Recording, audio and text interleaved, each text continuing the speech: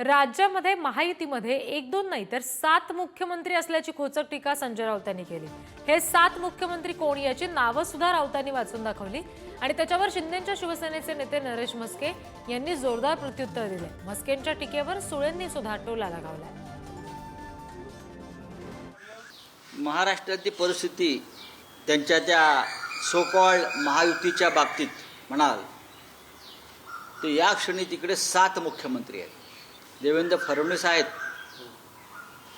एकनाथ शिंदे तर आहेतच, अजित पवार तर आहेतच, पुन्हा केंद्रामध्ये 2 वेटिंगला आहेत आणि महाराष्ट्रामध्ये सुद्धा फडणवीसांचा पाय कापून ओढून आपल्याला कसं मुख्यमंत्री बनता येईल यासाठी इतर काही लोक इच्छुक आहेत। त्याच्यामुळे एकंदरीत त्यांच्या महायुतीमध्ये रस्सीखेच किंवा गोंधळाची परिस्थिती निर्माण झालेली आहे। महायुतीमध्ये जर ते म्हणत असतील आमच्याकडे 7 मुख्यमंत्री आहेत तर त्यांच्याकडे 77 मुख्यमंत्री आहेत। त्यांच्यात हिम्मत आहे का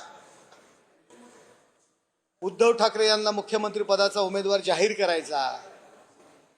अहो, यांना मुख्यमंत्री होण्याकरता मुख्यमंत्री पदाचं एवढं स्वप्न आणि एवढी हाव होती।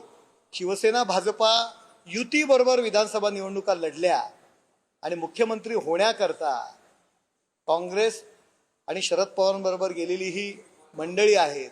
त्यांना काय अधिकार आहे युतीच्या मुख्यमंत्री पदासंदर्भात बोलण्याचा? आमच्याकडे टॅलेंटची कमतरताच नाहीये। एक तर या देशात टॅलेंटची कमतरता नाही, अशा कुठल्याही गैरसमजात कोणी राहू नये। अहो, पोरं जगतात तो आईशिवाय, त्याच्यामुळे कोणीही टॅलेंटच्या कमतरतेत या देशामध्ये कधी तो चालेल।